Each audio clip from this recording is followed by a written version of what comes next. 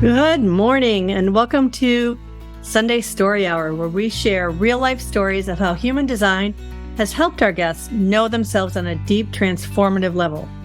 By knowing and trusting ourselves, we develop deeper, more honest relationships and unlock our true gifts. I'm Kathy Bashanko, and my guest this week is Brigitte Knight.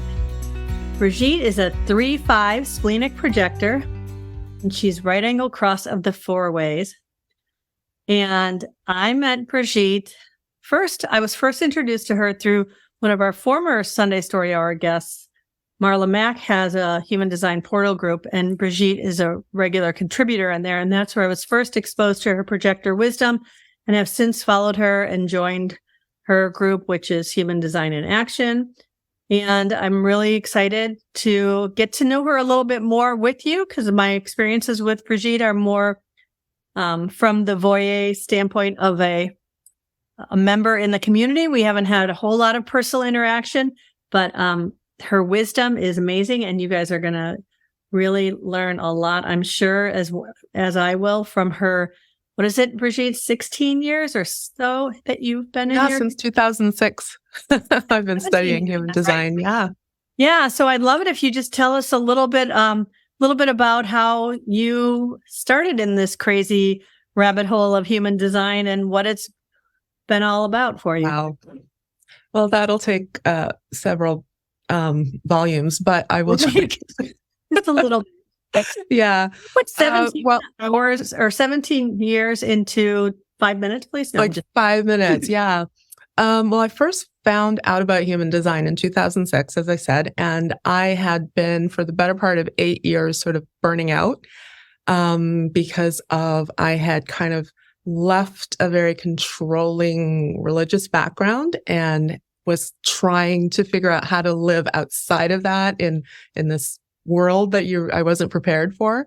And then starting a really hectic, busy job as an ICU nurse, and moving to California from Toronto, and just being away from everyone and everything and starting over. And I didn't realize I was a projector, but I always knew I needed rest and I needed alone time and all that. But I never got it when I was in that old space, right? So when I finally decided to be on my own, it was overwhelming and exhausting. And I was trying to work as an ICU nurse, which was hectic.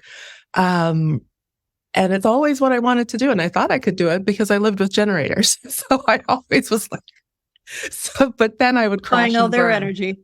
Yeah. I would crash and burn and not know why. And nobody else knew why. And doctors didn't know why. So, it was basically this pattern of burnout recovery, trying to do it the same, recover the same, and then maybe tweak it a little bit, hoping I'd get the formula right. Never got the formula right.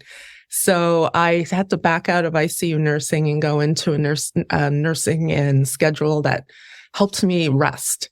So it was nursing that didn't, tax my brain at all. It was just foo-foo nursing, I call it. So I met a woman that was a student of Karen Curry Parker, and she just happened to say to me one day, I don't even know how she approached it, but she shared it with me. And then she gave me a little printout of my design, just the basics. Oh, no, that's not true. She gave me all of my lines and stuff too. And I was like, I don't understand any of that. So I literally just stopped at, this is what you're designed to do. I'm like, perfect. That's who I am. And this is how you're designed to do it. And this is how much energy you have to do it. I was like, why didn't anybody tell me? Because I've been trying to do this opposite. So that was when I was like, and I just from there started to reorganize my life, deliberately kind of choose things, people, places to work. And that plus therapy that I was forced to go to because I was just burning out and nobody knew why. And then doing the artist way with one of my other mentors that I've acquired over the years. Julia Cameron's Artist Way? Back together again.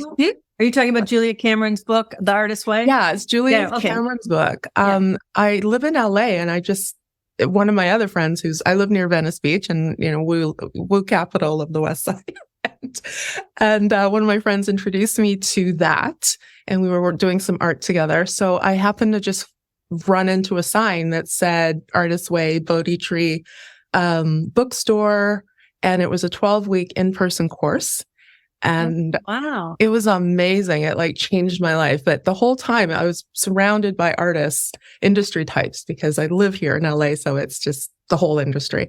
So there were all these stuck artists in there, stuck composers, stuck literal artists, stuck screenwriters, all that.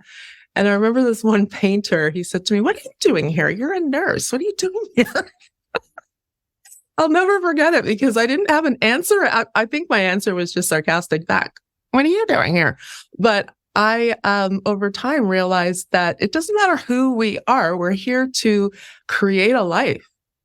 And the Artist's Way structure is about releasing creativity. It's about digging deep. What did you always want? What would it look like? Let's do it. Let's start somewhere. And that's when I just kind of mushed human design and the Artist's Way together. And I'm much better at controlling my burnout now. Yeah. And not getting into it, I should say. Interesting. I actually have started that book twice, but like many things, I didn't have the energy to finish it.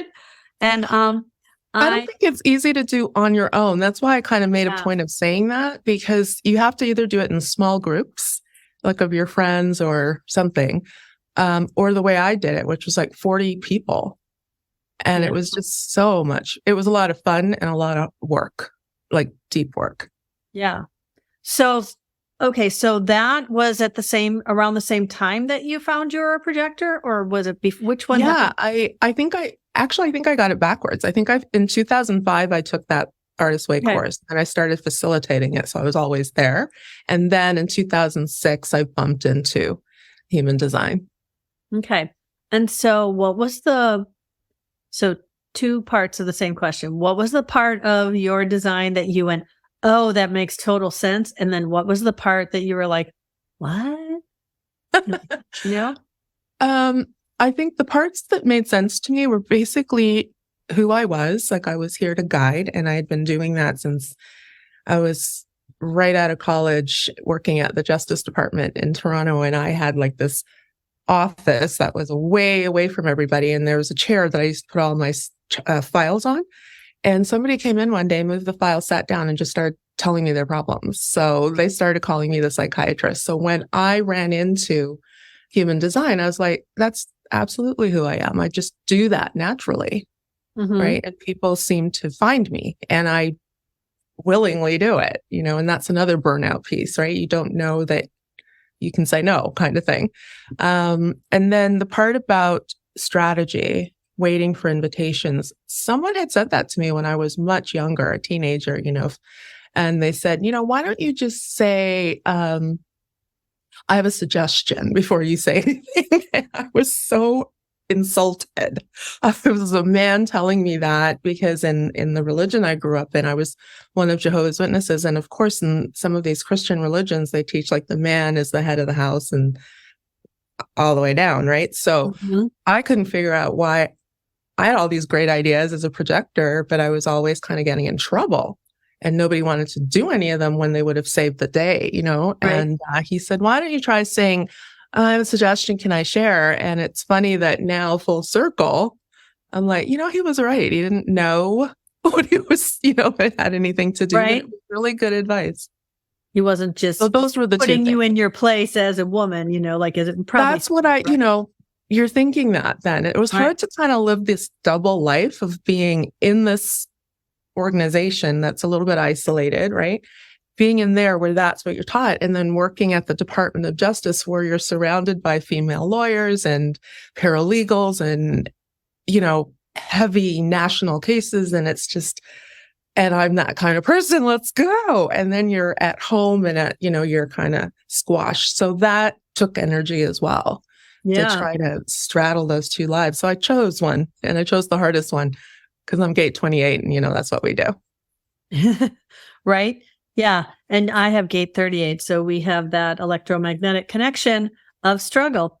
So I want to tell a little story just because I don't want to forget about it. So I alluded to this before we started to talk today, but when, for everyone listening, when Brigitte and I were talking leading up to this, we've had a couple calls, and for some reason, every time we would talk, I would get in this weird place of self-criticism that I feel like I have moved beyond for the most part, right? And so in preparing for this conversation, I was looking at our connection chart, and all of a sudden I realized, oh, you have that channel of judgment that my husband has. I don't have either of those gates. And we went through a huge dynamic in our relationship of me feeling criticized by him all the time. And then me realizing that I was amplifying that energy big time back to him. And this whole thing that I have moved beyond with him.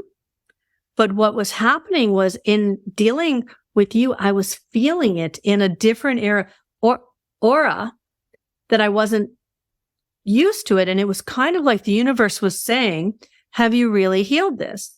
Mm-hmm. Do you really trust that you are enough and you're doing your best and you're trying to do things the way that are right for you and for the world and all this stuff? Or are you still looking for that other person to show you that you're doing things correctly, giving you that encouragement?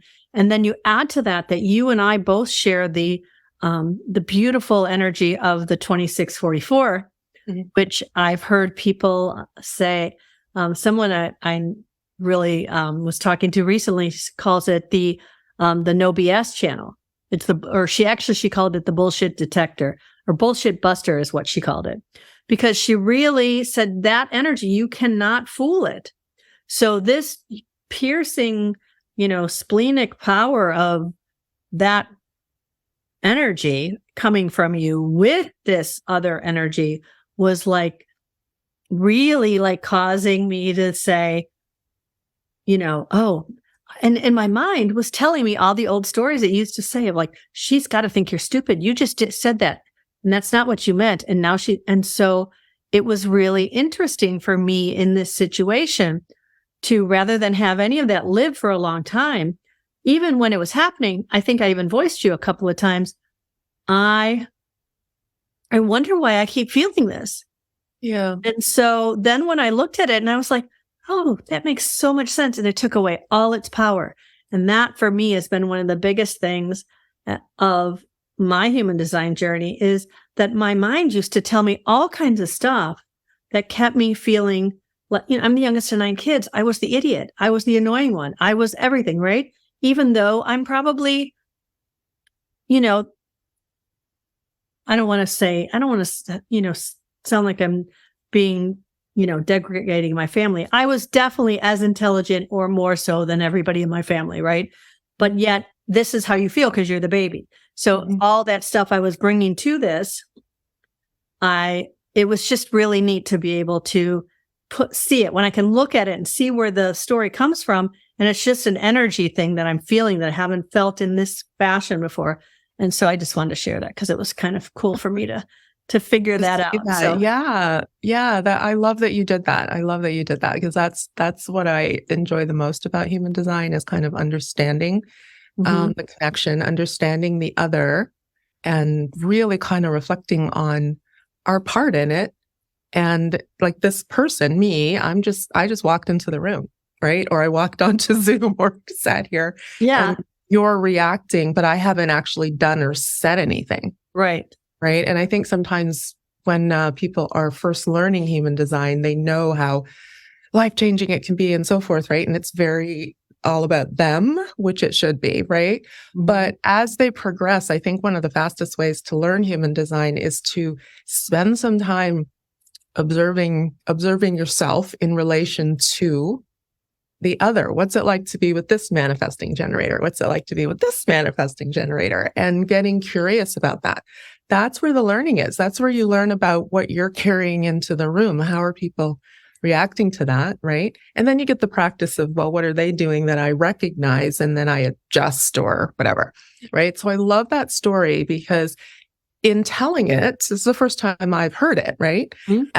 In telling that story, it explains a lot of things that has happened in my life, because I don't think anyone's actually reflected that back to me in words because they don't have the words, right? They think that, well, if I just say that, you know what, you're so bossy, you're so pushy, I've had people like, believe it or not, Kathy, I've had people turn to me and go, shut up. Nobody asked you. Get lost. It's about that. And I'm like, I'm sorry. I didn't even speak.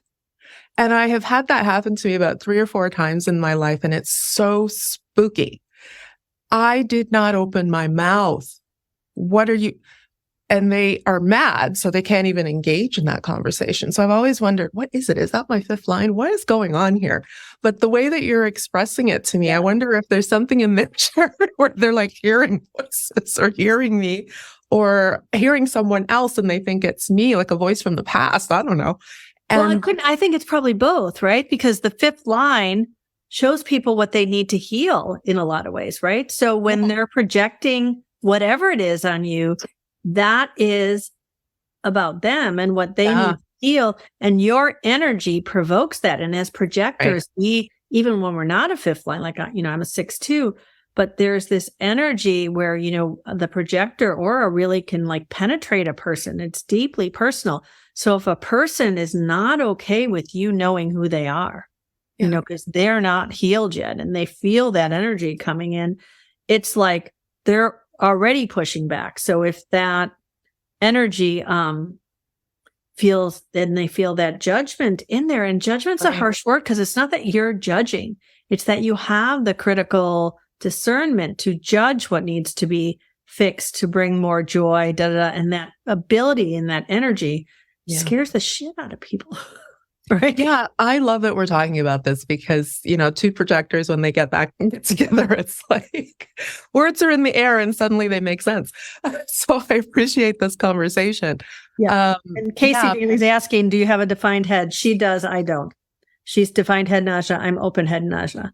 So just did you throw my chart in the group? Because it's in the group, yes. If you look at the top of the post for this video right now, there is a link you can click to open that window. Yeah. There you go, brain. She's saying she's a 5/1 projector with defined head and ego.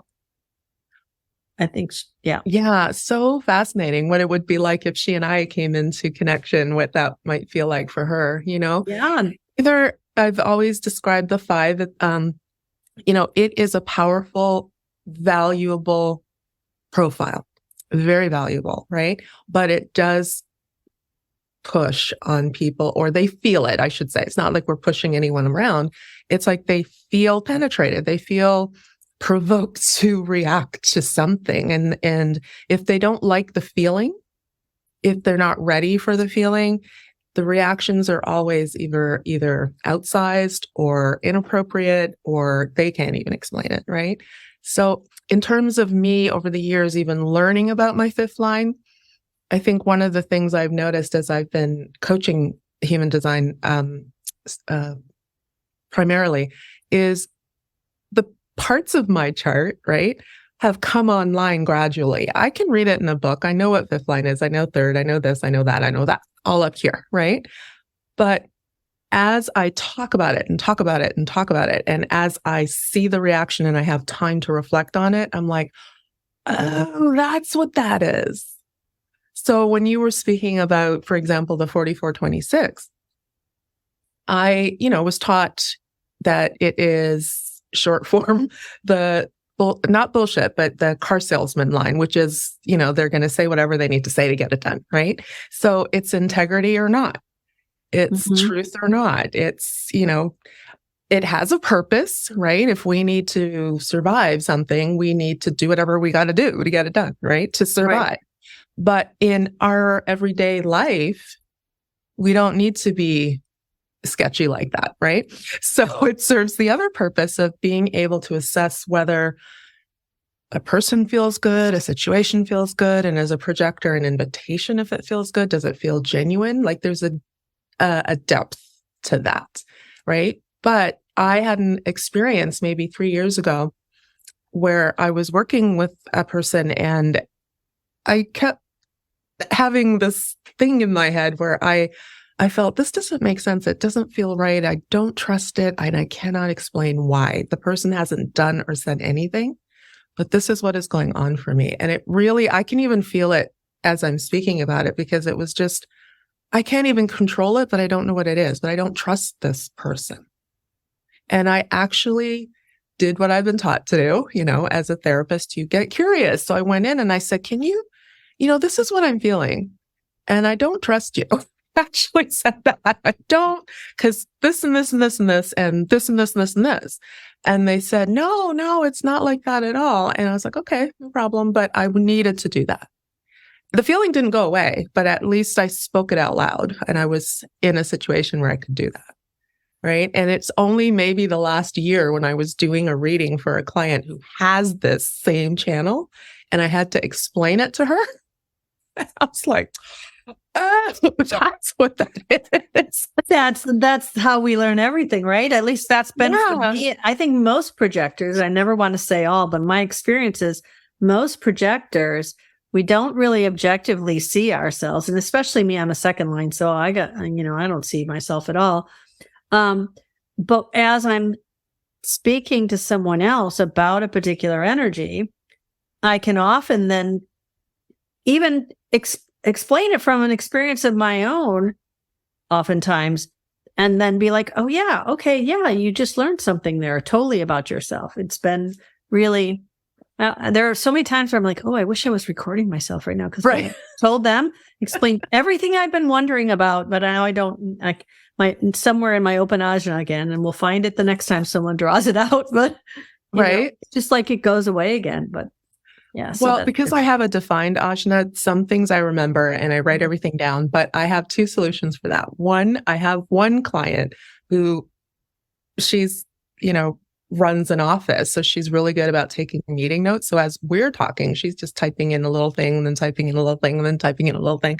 And one day she'd been doing that for like 9 months. And I said, wow, that was brilliant what I just said. Write that down. I heard myself say that because I'm stupid that way. And she did. She wrote, and I said, oh my gosh, I just realized, how do you feel about sending me your notes? Would that feel good to you? And she did. So I have this copious notebook of Brigitte-isms, things that stuck with her that I'm delving into. And we had the same experience this week. And I said, okay, I need those notes.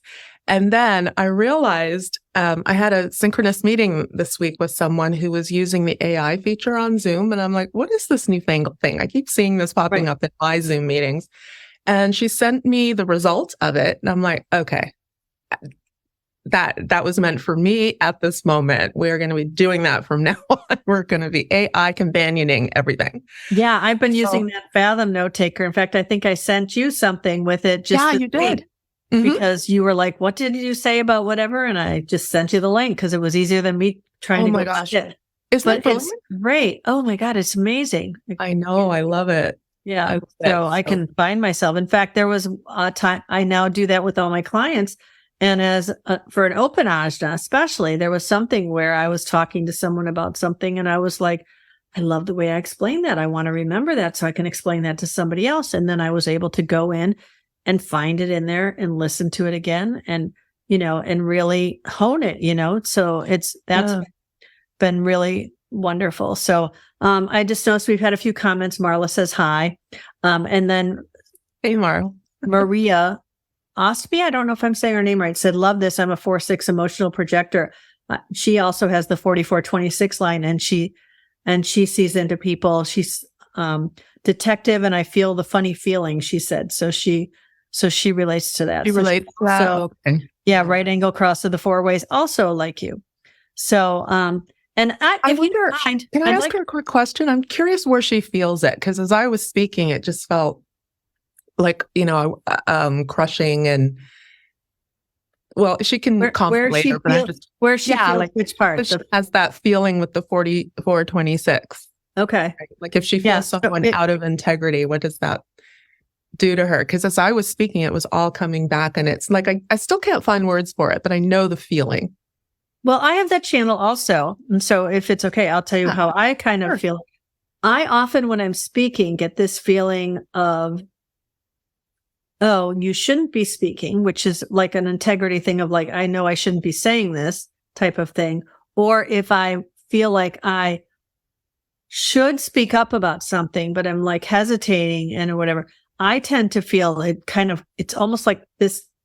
Like a crushing here? Like a choking in, crushing kind of feeling where it's like your heart is going up into your voice or your throat or something like, like either telling you say it or don't say it. Like it's this weird thing. And I've never known it. I've never thought of that as my 2644, but everything is, related in some ways. And I do think it's interesting because I'm triple split and you have a small split and I have the gate 21. So we're 9 and 0 right now, baby. We've got everything's connected. Single definition 9 and 0. That is you have the 22. Do you have the 22? I need a 22.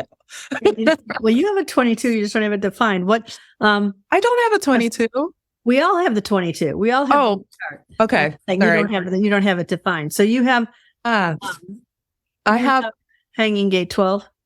Yeah. So when we're talking about this crushing and say it or not say it kind of thing, I usually default on the don't say it because growing up, people would come to me for the answers. Like you were explaining that, you were meant, told or implied that you were stupid, the stupid one, even though you knew, right? I had the opposite experience because of having the 1858. Like people knew I had the solution. Like the people who were ready for it and open and had a question, they were ready. So in my family, I was the one who had to always save the day. If there was something that I had to make speeches, I had to do things for my family that clean up the mess kind of thing, right? Yeah. Well, I was always used that way. And the same growing up in the church, just thrown out front all the time, right? But when I spoke up without that invitation, if I offered a solution without that initial come do this, people reacted like I had stabbed them in the heart. I mean, I know that sounds really graphic, but their reflex was to like, you have insulted me in the worst way possible. Like worse than death is what you've done to me. Like this outsized reaction, right? So, looking in my chart, I'm like, okay, I got that thing. And then I got this. And then over here, it's like either bold speech or not. And, when that 12 is not invited, it can sound bossy and it can sound directive and it can, so I've learned all of that over time. Like, when I'm not invited to speak into a situation, I can really knock somebody across the room. Mm-hmm. So when I feel anything that I want to say signs and symptoms, but I have, signs of don't go there. And when I share that with people who have more outspokenness or like generators who may have more invitation to be responding to things, right? So they can possibly react into it when they are like, well, did you say something or did you do something? And I'm like, no, because if I do, it's not going to come out, right? It's like, even if I coach it, which is what I tried to do my whole life. It's like, okay, I want to say this thing. I need to say this thing. Let me write it out 20 times. And make sure I'm using, and it's just neutral as anything. Didn't matter. It did not matter. The energy is there all the time. It doesn't matter if I say, hello, isn't it a beautiful day? If you're not ready for that, you're not going to be happy that I said that. So I don't know if anyone on the listening to us today has that experience, but again, that's really taking the time to get to know yourself.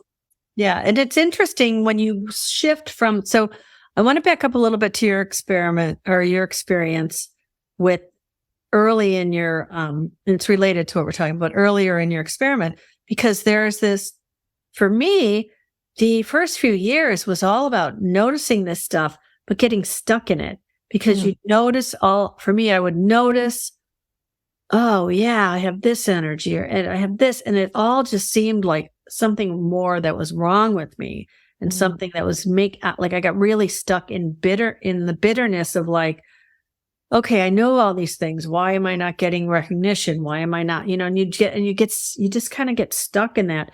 And so I felt like there was this shift then that came at some point, maybe halfway in, like about really started to happen 2 or 3 years ago. But for me, honestly, I'm 7 years in, and the big shift was just maybe 1.5 years, 2 years ago, where I really felt I could shift from the thinking about it, beating myself, getting stuck, getting bitter, whatever, to the, oh, isn't that interesting?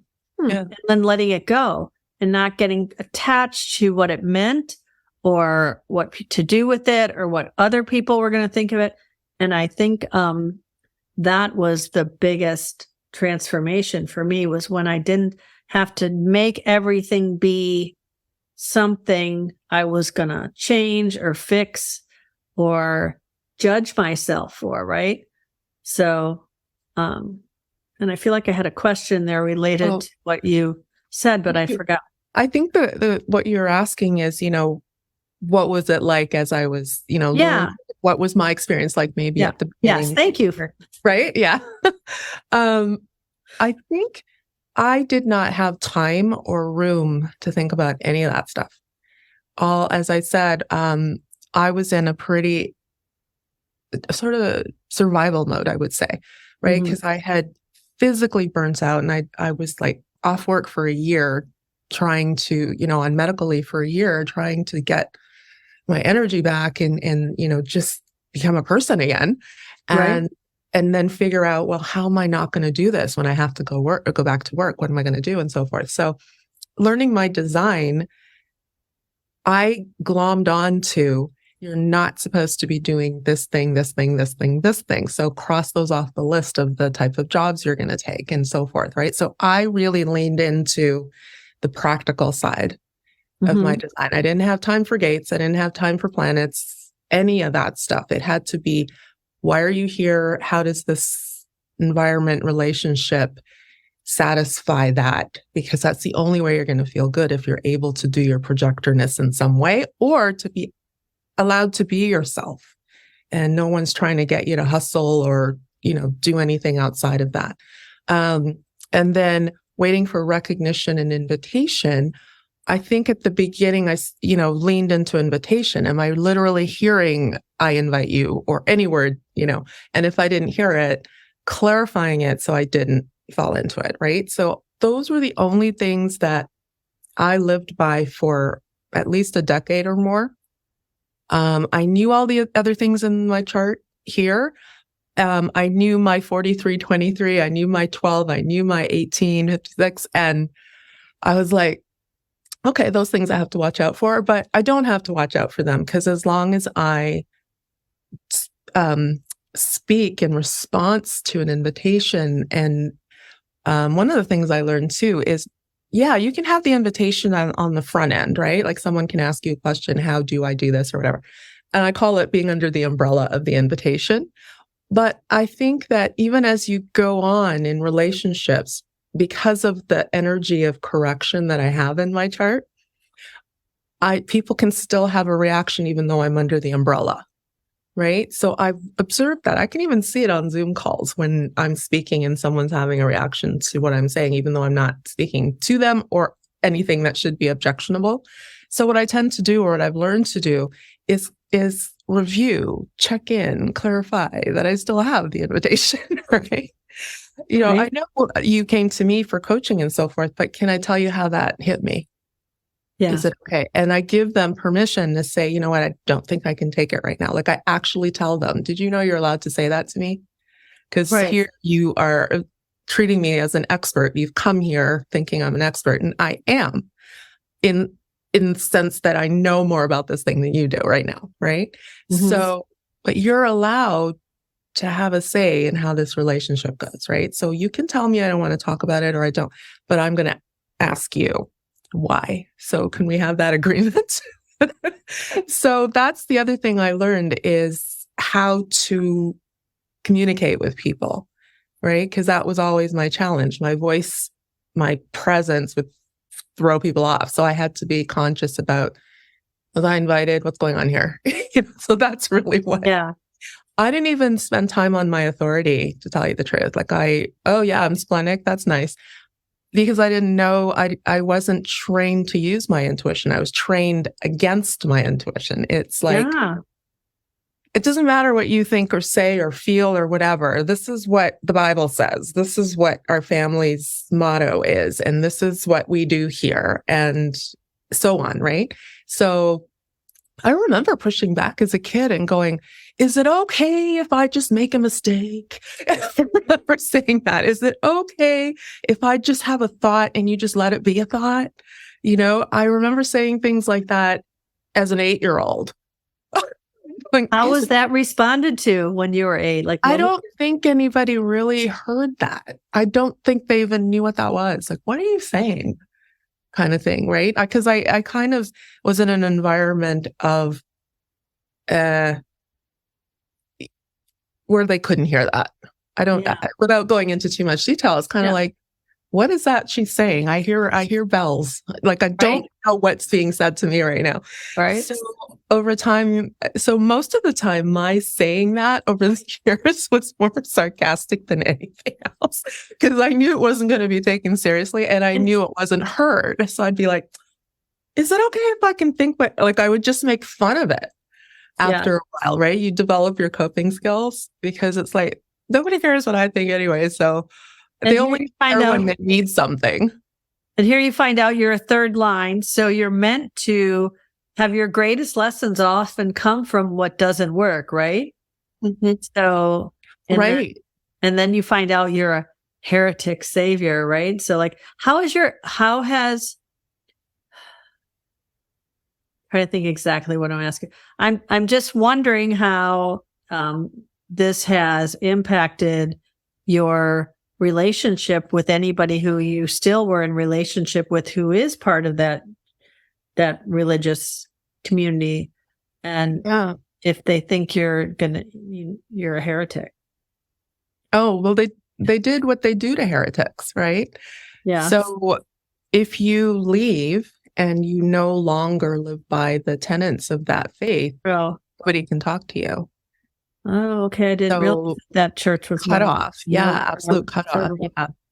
It's interesting. So I have a friend who is a Jehovah's Witness, and she's a manifester. And and I she's somebody I used to work with. We're friendly. She's much younger than I am. And at some point I said, I really want to run your chart, and she was open to the idea.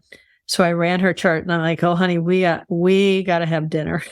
And tell her all about what it means. Because imagine all the things about being a manifester woman in so, and in that community. And so, here.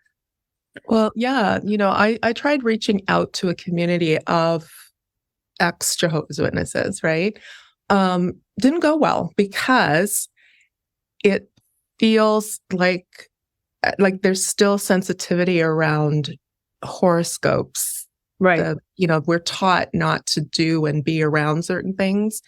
And it's funny, like, I never got any of that. Like, people were afraid to go into other people's churches. And I grew up in Jamaica. Like, part of my childhood was spent in Jamaica, and we shared a fence with the Adventist church. And then you could throw a stone and there was another church. And then down there was another church.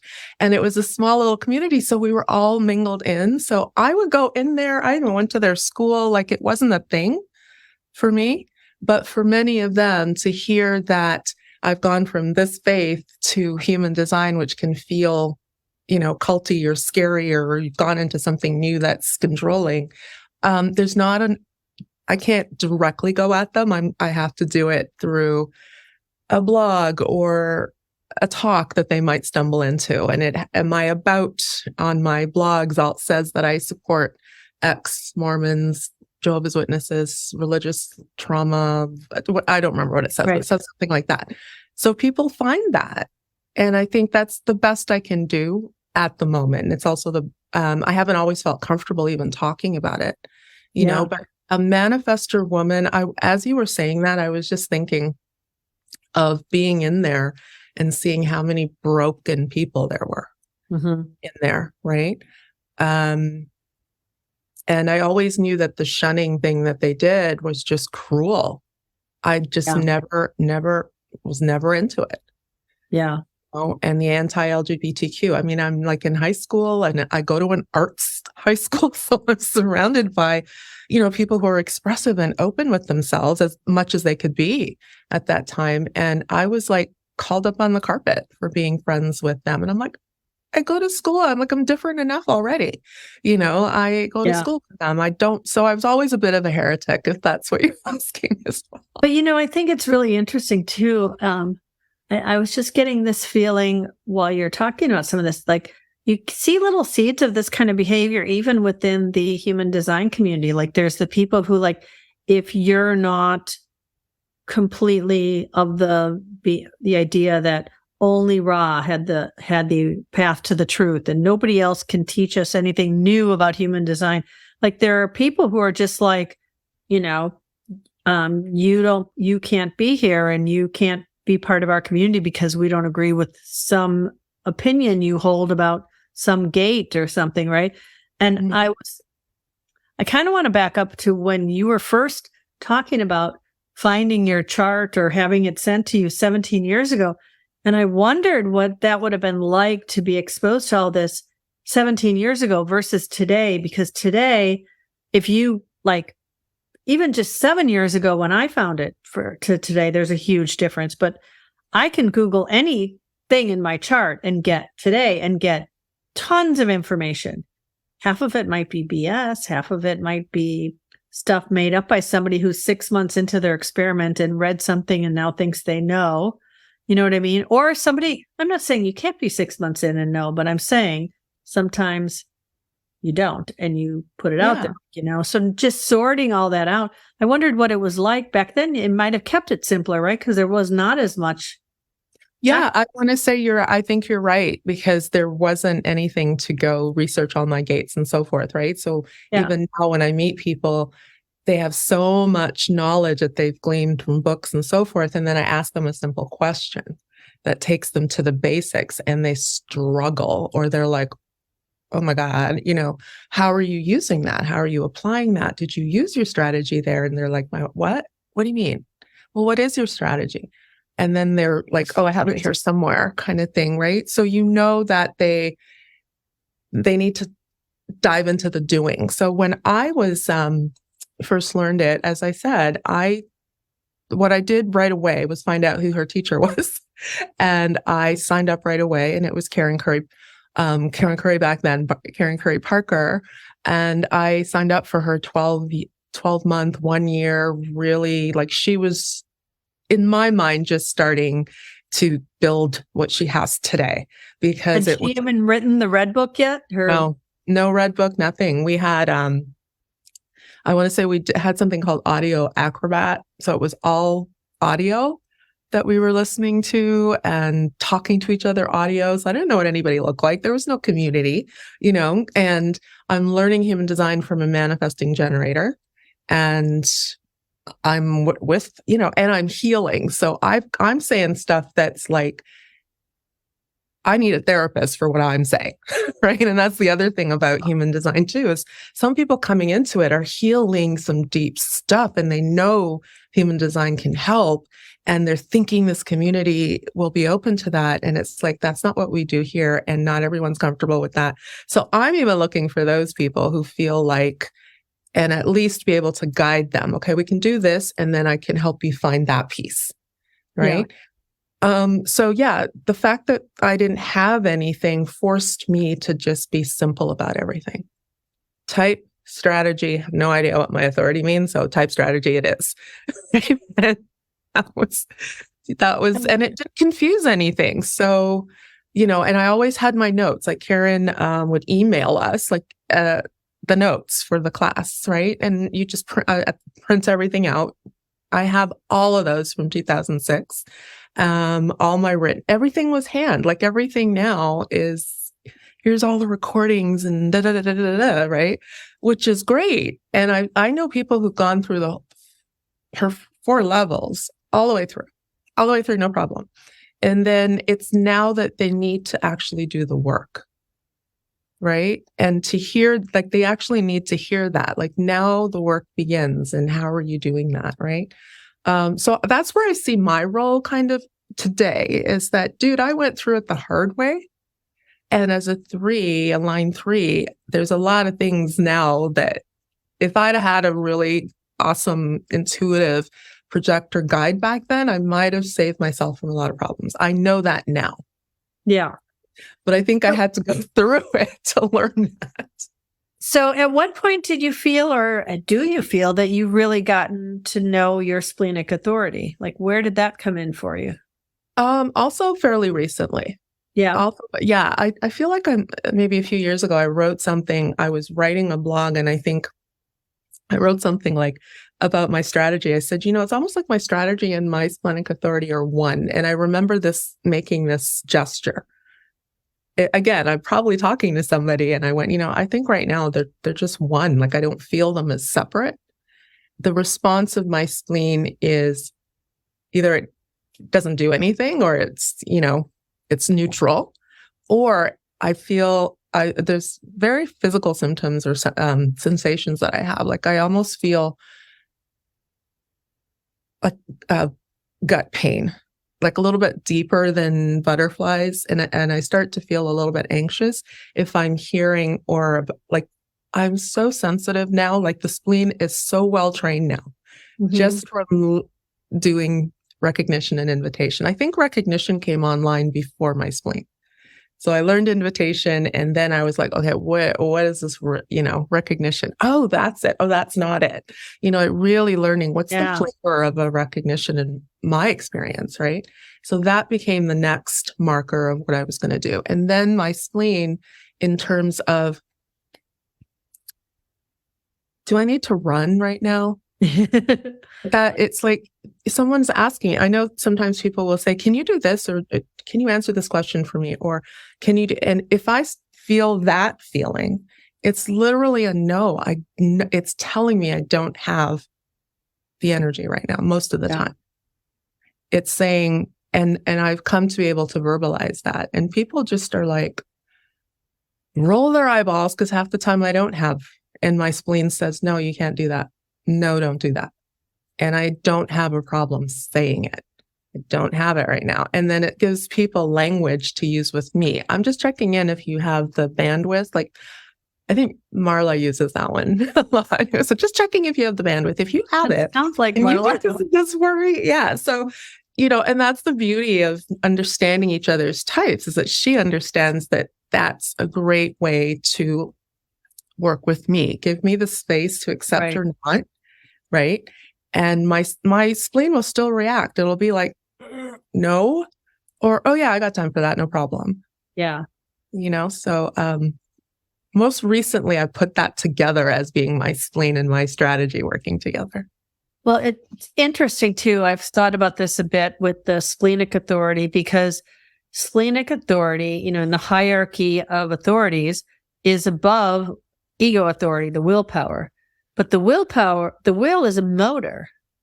And I think it's interesting that the spleen, the awareness of the spleen, is in hierarchy. It's above in authority realms than the motor of the will. And my will is, that 2644 is a split for me. I'm triple split. So I've got 2644 is one of my groupings. I've got 1/8, the throat and the G center. And then I have the 3955 of the root and the solar plexus, right? So, the way getting that emotional energy of the root that's a hard thing to rely on, right? So I often, when I'm an energy projector, so I have that, even though that's my authority. Oftentimes I would use my emotions to get things done in a way that wasn't necessarily nice. But that will center energy, I can. That's always that energy. Yeah, but should I? Probably not. And I wasn't listening to the other side, the spleen, that was and I think that's a really beautiful channel, because it regulates that ability to know you have the resources, but should you use them? I feel like that's what it says in this way. And so I didn't know what my spleen sounded like. I have a defined spleen. It's not my authority, but I didn't know what it was until one day it basically knocked me down, and I had a really extreme reaction to what had just happened to me. And then I had to tap on it, because I was like, you're triggered about something. What is this all about? And I realized that I had been all like constantly in my life ignoring my spleen, saying, this is not for you. You don't have the energy for this. You don't have this is not the right thing. This is dangerous, whatever it was. I was ignoring it. And I learned about it in hindsight when I just realized, okay, every time you've gotten basically hurt in your life physically, it's usually because, I shouldn't say every time, but many times, it's because you ignored that and you got in your head and did something anyway. Yeah. And so as a third line, I'm wondering, do you feel like you learned about your spleen in hindsight, or was it just something where one day you were like, oh, here it is? Oh, it was that. It was just one day I was like, oh, just like I use the expression, it came online just the other day. I knew it here, but it finally came online. And, I've been doing it, but I didn't make the connection until something jogged it, When you were talking about the intuition of the spleen and the will center, and the I have the ability, maybe I have some energy. I only have the will center at the lower end of my chart. I have the will center, the spleen, and the root, right? So thinking about my background again, and this is also helpful for coaches, is to think about, where this person's coming and where the conditioning came from, right? So I said earlier that the intuition and the warnings of the spleen, I was talked out of. Yeah. No, that's not what you're feeling. No, no, do it anyway. No. So you learn to not trust yourself. Yeah. And then I've got the 4426, which is like, okay, this is crap. Why are we doing it this way? Right. So I don't fit in the background that I was born into at all. Cause I'm like, that makes no sense. So being taught that, and you have to squelch it. So I honestly had stomach aches and chest. Like I thought I had when I went to nursing school and learned about angina or angina, how people say it. It's like, I think I've had that my whole life. It's like crushing chest pain and stomach pain when you know that you're right and everyone else is like, no, you're not. It makes you cuckoo. And then my reaction was that. And then that's emotional because you can't fight back. You can't do anything. So it's like a hodgepodge. So not understanding my spleen made so much sense at the beginning because I didn't have any idea. And trusting myself, non-existent. I had to learn to trust myself. And human design helped me do that. And it was literally strategy and type, which is, oh, was I invited? No. Okay, good. So I've just saved myself a problem. Or I'd already be in the problem and I'd go, how did I get here? I wasn't invited. Oh, so it's that those experiences help you build up trust again, right? And I think that experience trained my spleen, the intuitive piece. So I began to trust. That's why I think I feel like they came together at some point. Yeah. So you feel like for you, it was first like learning, okay, wait till I'm invited, then understanding the recognition piece that goes in there. Cause a lot of times we get invited, but they don't really want us. They just want a body to fill the seat or somebody who'll do it for free or whatever. Or they want, something that's really not who we are, right? Or they want us to change to make it work. Right. Right. So that's not recognition. And then, so I feel like that's great because it brings it in layers that's not so overwhelming. Sometimes because for me with the emotional authority piece, oh my God, trying to understand what emotional authority is when you have an open head and ajna, I was like forever just like, okay, I don't know what to do. I can't make a decision. So I would just be lost in my head and ajna thinking and trying to figure it out and asking questions and annoying everyone with my indecisiveness and my verbally processing everything the way that I do. But it wasn't using Wasn't it? No. And I still didn't know what it meant. Yeah. And it just kind of got in the way of everything else. And I think that's really like everybody talks strategy and authority like they're married, but I kind of like the idea of sometimes just saying, okay, let's just start with recognizing who you are. Right. And especially like, the waiting for the recognition. Well, recognize yourself first. Right. That feels really really good. Like, I like that. I'm gonna start to lead with that. I think with projectors, especially. I don't know if it's as important to separate. I think with generator types, the understanding the sacral and the lack of, what's the word I'm trying to think of? Like, and the layer of the emotional authority on top of the sacral might be a little bit more important in the beginning, because the respond is connected. You can't teach them you're here to respond. Well, what's the response? The response is this internal thing. But I think for a projector, I love the idea of just really getting focused on the recognition and the invitation. So I think that's just how it went for me.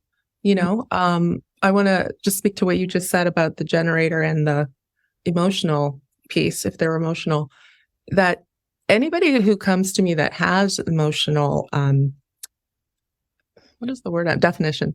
I will, or authority. I teach them together.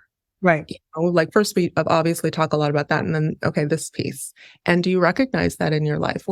Can you relate to what I'm saying about it? Because I'm not emotional. I have an open emotional center. So I don't 100% know what that feels like. But this is what the book says. So what do you experience? Tell me. And we talk about that. But one of the things that I have acquired over the years that I didn't expect to, but just having talked to so many emotional people and spoken to the same person over months, I can see when the emotional wave is doing its thing. Like I can actually see them change. So I'll give you an example, if that's okay. Can I give you an example? Do we have time? We're on time. Yeah, we're okay. We're okay. We're going to wrap up soon, but we're fine.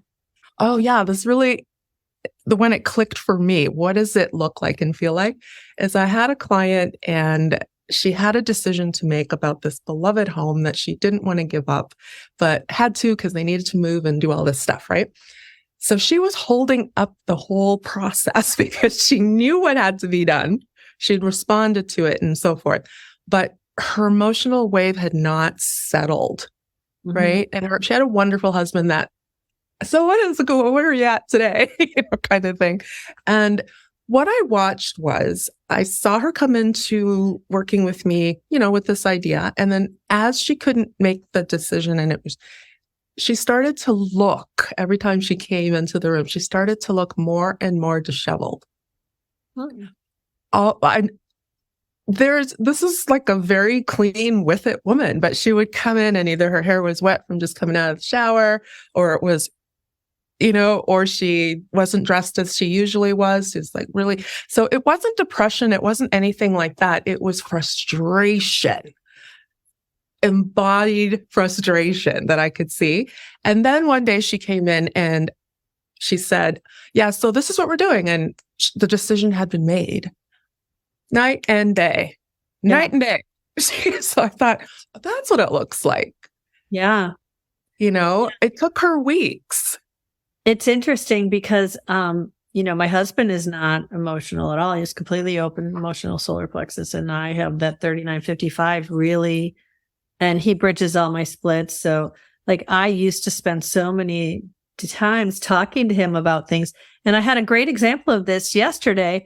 We're putting cabinets in our laundry room, and we got these cabinets from a neighbor so they were free. And that's why my husband says, okay, we can do this. And he's painting them. And so they look beautiful now. And I don't want to put some crappy, cheap countertop on there. I want to do something nice.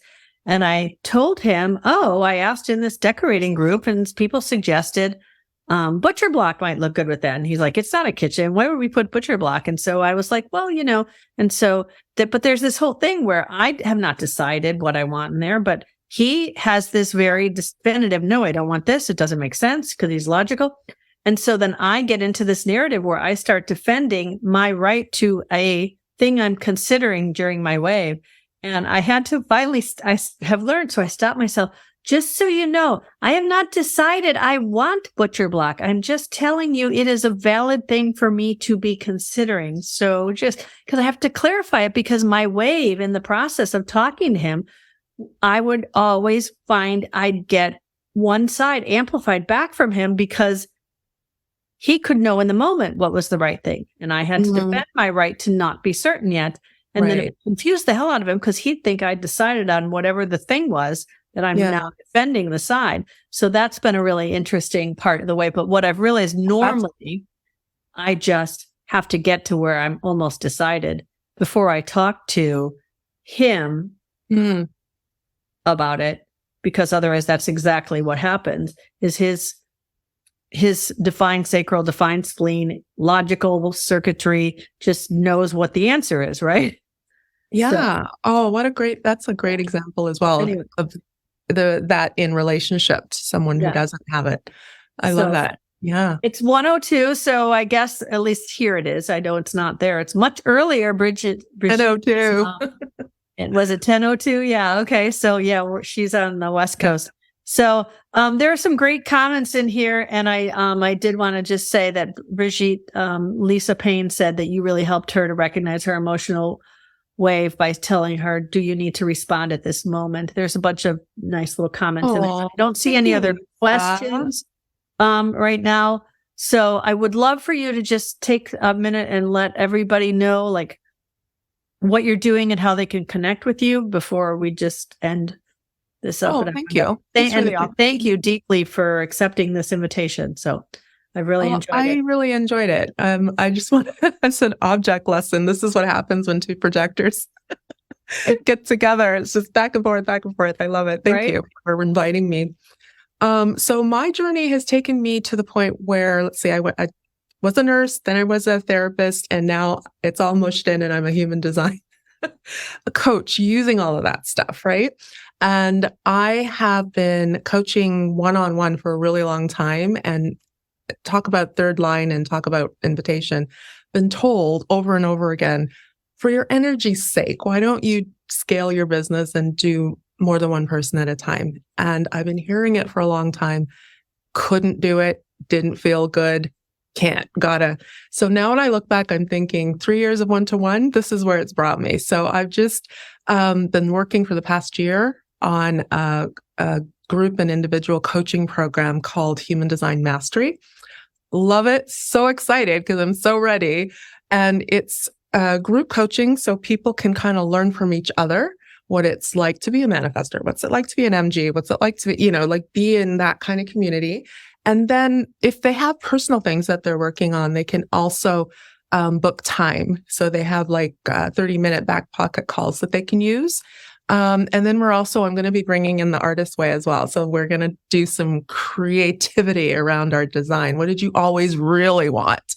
And then kind of dive into it that way. So I'm very excited about that. So people can find me at my name, BrigitteKnight.com. I don't know if it's on there, but it's BrigitteKnight, like knight in shining armor knight.com. And they can learn more about me there. I have some free stuff on there. I have blogs. They can come talk to me. I love talking, as you can see.